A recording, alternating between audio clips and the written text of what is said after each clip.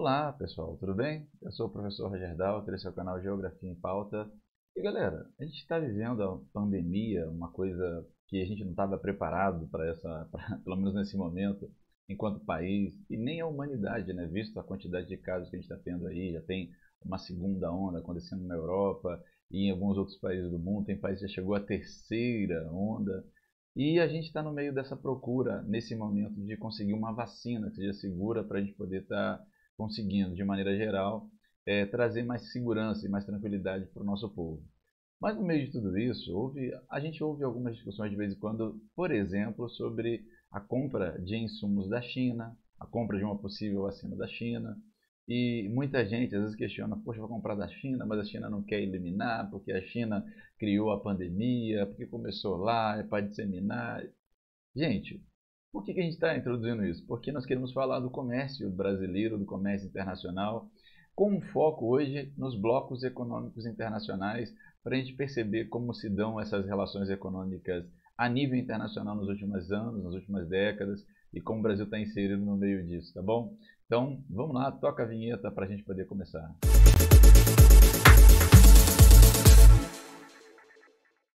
Quando a gente pensa, de maneira geral, no comércio internacional, tem uma coisa que é muito significativa para a gente, que é o chamado bloco econômico. A gente, desde algum tempo, num cenário internacional, nós temos uma relação muito estreita com alguns parceiros comerciais. E esses parceiros comerciais, no sentido de globalização, de mundo global, de mundo globalizado, eles buscam cada vez mais criar condição para que o comércio seja facilitado. E é dentro dessa premissa que a gente vai falar sobre os blocos econômicos, a facilitação desse comércio e o poder global no século XXI. Gente, hoje não estar dentro de um bloco econômico, não fazer parte de um bloco econômico é algo muito perigoso, muito complicado. Dificilmente um país, num contexto internacional de globalização e de comércio intenso entre os lugares, vai conseguir algum êxito internacional e conseguir promover um grande desenvolvimento econômico se ele não estiver dentro de algum bloco econômico. E por que isso acontece? Por que a gente tem uma dependência tão grande dos blocos econômicos? Para entender os blocos econômicos é importante a gente voltar um tempinho aí na história. Vamos voltar à Segunda Guerra Mundial, final da Segunda Guerra Mundial, quando a gente entra num contexto de Guerra Fria, um mundo dividido, um mundo bipolar, né? E quando a gente pensa nesse mundo bipolar, nós tínhamos duas grandes forças hegemônicas ali, União Soviética e Estados Unidos, que dividiam para si, teoricamente, o poder. A Guerra Fria ela foi muito marcante. E ela vai, ao longo do século XX, fazer com que haja uma aproximação entre alguns mercados, mas, ao mesmo tempo, limitar os mercados internacionais. Os países se fortaleceram através de planos econômicos, através de uma ajuda mútua, através de uma relação econômica cada vez mais intensa, mais eventos como a corrida armamentista, a corrida espacial, a crise dos mísseis, inclusive, que pôs em xeque a ordem mundial, o estabelecimento de uma paz mundial. E outros acontecimentos foram importantes para dificultar uma integração internacional entre os países, principalmente do ponto de vista econômico. Vamos lembrar que a gente, no fim da Segunda Guerra Mundial, quando viveu esse período de Guerra Fria, a gente também estava vivendo um contexto de transformações no campo tecnológico muito significativas, uma terceira revolução industrial, onde a indústria estava produzindo cada vez mais. Mas ao mesmo tempo que ela estava produzindo muito, uma produção em massa cada vez mais significativa, ela também esbarrava no fato de que os mercados, eles não tinham uma liberdade muito grande se houvesse uma ideologia diferente. Então, essa divisão e essa bipolaridade dificultaram e muito com que o comércio entre os países pudesse ser facilitado. Vários mercados eram muito restritos, tá, galera? Mas a verdade é que o fim da Guerra Fria, ali em 1991, com o fim da União Soviética, vai trazer para a gente o estabelecimento de uma nova ordem mundial. A gente abandona essa ordem bipolar da Guerra Fria e a gente entra num contexto de um mundo globalizado. E nesse mundo globalizado, o poder das marcas, o poder das empresas transnacionais vai se tornar cada vez mais efetivo. Porque, principalmente, galera, a partir do fim da Guerra Fria e dessa velha ordem mundial, a gente vai ter uma facilitação de entrada de mercadorias de diferentes países, de diferentes empresas, em diferentes países. Aí a gente pode falar de um contexto de globalização cada vez mais intenso. Não que não houvesse globalização até então, tá, galera? Já havia globalização. Só que a globalização agora ela tem uma facilidade de poder ramificar no mundo e integrar o mundo, já que a questão ideológica que dividia o mundo em dois ali, ela foi deixada de lado, ou no mínimo diminuída, tá? Então a globalização e essa nova ordem mundial ela vai facilitar uma chegada muito grande de grandes empresas, de grandes países e de muitos países se difundindo pelo mundo. E isso vai fazer com que os países em si, eles percebam uma coisa. É interessante o comércio global, mas a gente precisa se proteger. Precisa criar condição para que a gente possa produzir, mas ao mesmo tempo é interessante também a gente ter um nível ali mínimo de proteção para que a gente possa estar estabelecendo os mercados e fazer com que a gente possa promover um desenvolvimento entre os países que seja cada vez mais interessante para todos, tá? Porque a verdade é que se cai no início da década de 90 no mercado global cada vez mais intenso, onde as regulações eram pelo próprio mercado e muitos países, principalmente os países mais periféricos, começaram a se sentir mais vulneráveis, tá? Quando a gente olha no mundo hoje, você tem muitos blocos econômicos internacionais. Praticamente todos os países, ou pelo menos quase todos eles, estão dentro de algum bloco, apesar de ter gente querendo sair, como é o caso do Reino Unido lá da União Europeia. Mas é um contexto para a gente falar em outro momento.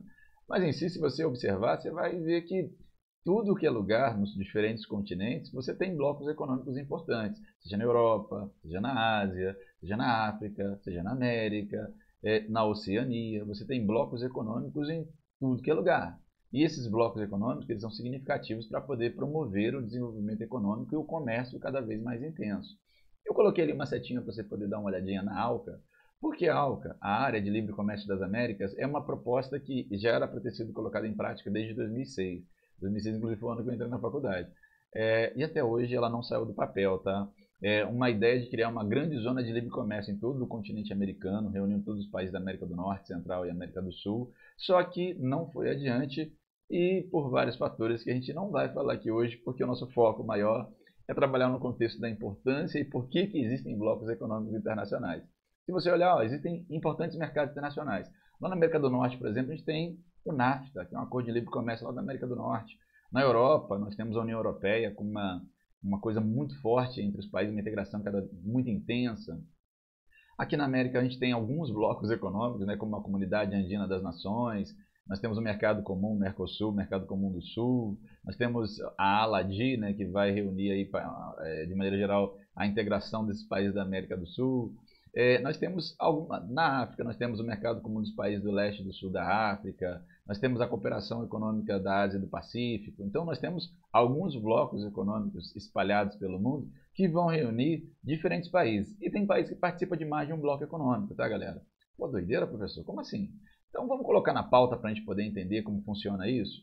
Primeiro, eu acho que a gente precisa compreender que o bloco econômico é uma associação econômica entre países, que visa principalmente promoção de um comércio cada vez mais intenso. A primeira noção, eu acho que a gente tem que ter é essa. O que é um bloco econômico? O que funciona um bloco econômico? Qual é a ideia de um bloco econômico? O bloco econômico é uma associação de países, é isso, que visa criar condições vantajosas, condições mais favoráveis para a promoção de um comércio mais intenso entre os países que são participantes do bloco. E a gente tem alguns tipos de blocos econômicos diferentes. Por exemplo, a gente tem a União Aduaneira. Na União Aduaneira, o que é legal é a criação de uma zona de livre comércio entre os países e o estabelecimento de uma TEC, de uma tarifa externa comum, que encarece os produtos para quem não faz parte do bloco. Então, quando a gente está dentro de uma união aduaneira, como é o caso do Mercado Comum do Sul, o Mercosul, que o Brasil, inclusive, faz parte, nós temos ali o estabelecimento de uma tarifa externa comum para todos os países membros. Quem é de fora vai pagar taxas que são diferentes de quem é de dentro do bloco. Obviamente, como você paga uma taxa maior, se você não faz parte do bloco, o seu produto para entrar nesses países do bloco vai ficar mais caro. Então, o objetivo dessa união aduaneira é fazer com que os países que estão ali encaixados entre si comercializem muito entre eles. Tá? E o Mercosul tem ali o Brasil, tem a Argentina, tem o Paraguai, tem o Uruguai, tem a Venezuela. Está num contexto político meio delicado entre os países ali, devido ao que está acontecendo na Venezuela e mesmo o que está acontecendo no Brasil, as mudanças que a gente tem, a situação difícil do Paraguai. Então a gente está num momento meio delicado, mas hoje ainda é um grande mercado para o Brasil. Né? O Brasil vende muito e compra muito do Mercado Comum do Sul, dos seus parceiros aqui. E a gente tem esses membros, 5 membros, e tem outros países que são associados, tá, galera, ao Mercosul, mas membros são esses 5 mesmo. Zona de livre comércio. O que é uma zona de livre comércio? O que ela busca? Como é o NAFTA lá, o Acordo de Livre Comércio na América do Norte. A ideia, como diz o nome, é criar uma grande zona de livre comércio entre os países envolvidos, onde você vai diminuir ou eliminar as taxas alfandegárias. Tá? Isso é importante ter na cabeça. O objetivo ali da zona de livre comércio é ou diminuir as taxas alfandegárias, que são taxas de importação entre os países, ou eliminá-las por completo. Todo país, quando compra um produto de fora, quando ele importa um produto, esse produto, para entrar, ele paga uma taxa que a gente chama de taxa alfandegária, uma taxa de importação. Então, quando você cria um bloco econômico, o objetivo é diminuir essas taxas ou eliminá-la por completo. E aí é o que vai acontecer nos blocos econômicos. Na zona de livre comércio é nesse sentido, de tentar diminuir bastante ou eliminar por completo a cobrança de impostos entre os países envolvidos ali no bloco. Lembrando que o NAFTA tem Canadá, Estados Unidos e México entre os países que fazem parte. O Mercosul, o mercado comum, melhor dizendo, é porque o Mercosul também é um mercado comum do Sul, né? Além de ser uma união aduaneira, é um mercado comum.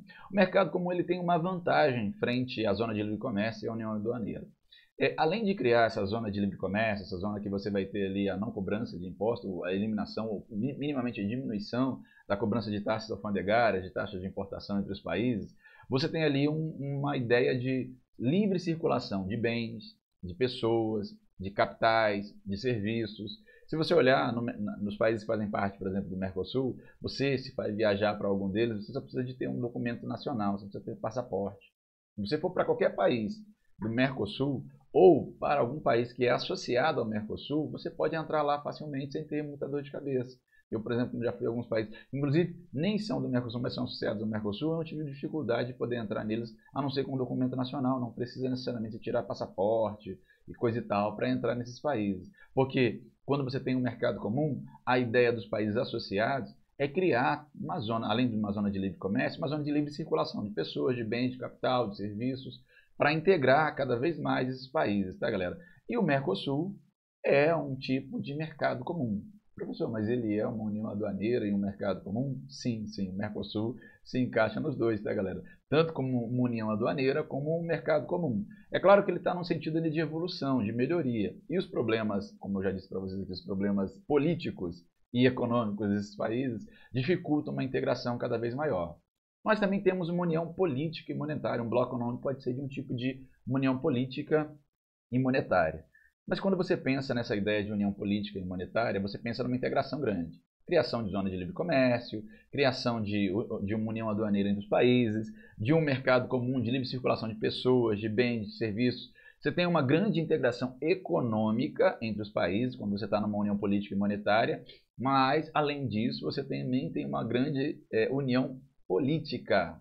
Então, tem a questão econômica dos países, das zonas de eliminação de barreiras alfandegárias, tarifas alfandegárias. Tem a questão de possibilitar as pessoas livremente circular entre os países que são participantes do bloco, são membros do bloco.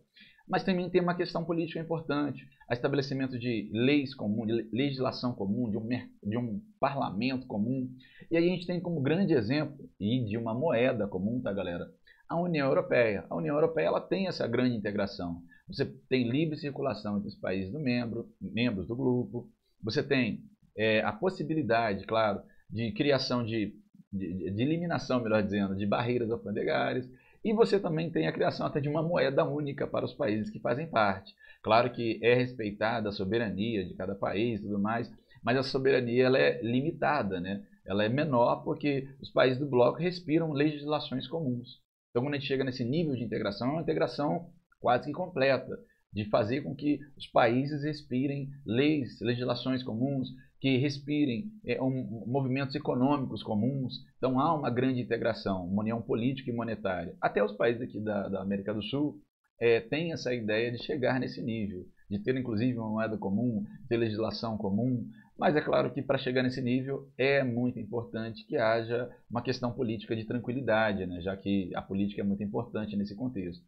E nós temos também, galera, a zona de preferência alfandegária, que é um lugar onde você vai criar vantagens alfandegárias, fazendo com que apenas alguns produtos eles sejam escolhidos ali para que você tenha vantagens alfandegárias. Então, você vai escolher dentro de um contexto de inúmeros produtos que se vendem entre os países que fazem parte de uma zona de preferência tarifária, e como o nome diz, você vai dar preferência tarifária para alguns produtos. Então, os associados ali, os membros associados desse grupo, eles não vão respirar a mesma taxa alfandegária para todos os produtos. Não, é para alguns produtos. E quem é de fora desse bloco também vai estar tendo uma vantagem dentro de alguns produtos, tá, galera? Específicos trabalhados ali.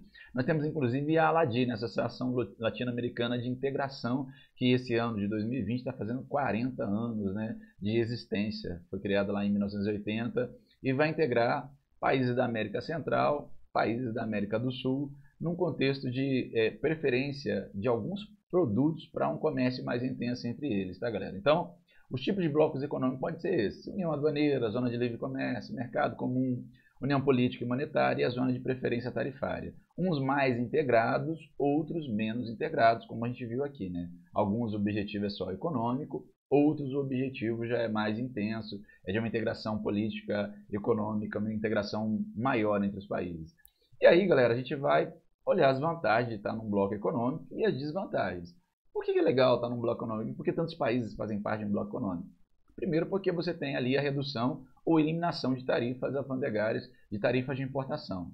Isso é interessante para os países porque isso vai fazer com que haja um barateamento dos produtos, né? Você tem um menor custo de produção, você acaba possibilitando, né, que haja um menor custo de produção e um menor custo de importação, e os produtos vão conseguir entrar mais livremente nos diferentes mercados.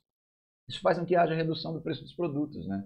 Enquanto você estabelece taxa alfandegária elevada, há uma dificuldade de entrada de produtos do seu produto, do seu produto em outro país, mas do produto de outro país no seu país também, né? Então, nesse sentido, é interessante quando você tem ali a possibilidade de redução ou de eliminação de taxas alfandegárias, porque há uma promoção de um comércio que vai valorizar também o seu país.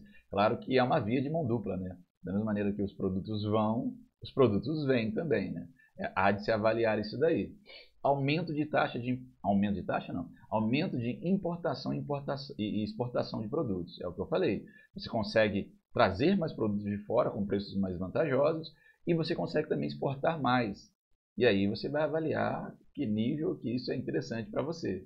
Obviamente também há uma maior integração ao mercado global, ao mercado econômico global. Mas nem tudo são flores, né, galera? Há desvantagens também em fazer parte de um bloco econômico.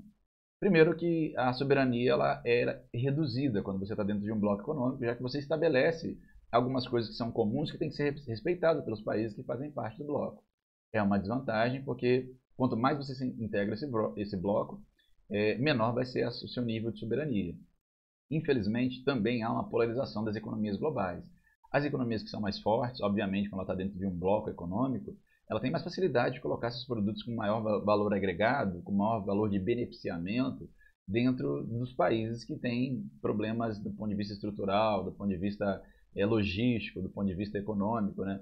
Você coloca, por exemplo, dentro do mesmo bloco, eu falei ali da questão da ALCA agora há pouco, a ALCA não saiu do papel. A ALCA era criar uma zona de livre comércio entre todos os países da América. E aí seria complicado, né? Você imagina Canadá e Estados Unidos, que são países desenvolvidos, que têm indústrias muito fortes, como que os produtos deles teriam facilidade de entrar em tudo que é mercado no continente americano, inclusive no Brasil. E a gente conseguiria entrar lá. Pô, professor, mas a gente também vai conseguir entrar lá. A gente vai comprar um produto importado dos Estados Unidos muito mais barato, tecnológico muito mais barato. Mas, ao mesmo tempo, o que a gente vai conseguir vender para eles? Né? Será que a nossa indústria ela vai conseguir fazer frente a essa invasão de produtos importados? Porque é delicado. Quando você cria uma taxa de importação, de certa maneira você também protege o mercado interno. Você dificulta a entrada ou faz com que o preço mais caro faça com que o mercado interno possa respirar, né? E a sua indústria também possa respirar. Quando você elimina essas barreiras, é de igual para igual. E se você não tem o mesmo nível tecnológico, obviamente você fica cada vez mais refém e cria uma dependência econômica, principalmente uma dependência de produto tecnológico de países mais ricos, de países mais desenvolvidos. Então, esse nível desigual econômico entre os países, dentro de um bloco econômico, pode trazer uma grande desvantagem para os países mais periféricos, os países mais pobres, os países que têm mais dificuldade de crescer do ponto de vista econômico. E claro que se isso acontece, se a sua indústria não consegue competir nessa realidade, ela vai quebrar, ela vai fechar, ela vai gerar desemprego, vai gerar problemas sociais. Então as coisas estão interligadas de maneira geral. É importante saber que, infelizmente, nem tudo são flores no mercado globalizado. Mas hoje participar de um mercado globalizado é muito importante. Porque se você não faz parte de um bloco econômico, você tem dificuldade de colocar seus produtos para poder ser comercializado, para poder ser vendido, para poder fazer frente a um cenário internacional. E aí você fica desprotegido, você não tem condições de promover um desenvolvimento econômico que seja minimamente aceitável para a sua economia. Galera, eu agradeço aqui a audiência, a participação de vocês aqui nas redes sociais. Muito obrigado, tá, galera, pelo carinho, muito obrigado por tudo. Deixa eu fazer um convite para vocês. Nós temos um canal de podcast também que é importante, está lá no Spotify, está em outras mídias sociais aí também. O canal Geografia em Pauta também está no Spotify, então quem quiser estar ouvindo com mais profundidade esses assuntos, também pode procurar a gente lá no Spotify ou nos outros meios que reproduzem aí os podcasts, tá bom? Gente, quem quiser também se sentir à vontade, gostar desse conteúdo, se inscreve no canal e a gente agradece muito por você estar assistindo esse vídeo. Obrigado pela audiência, pela paciência e até a próxima. Fui!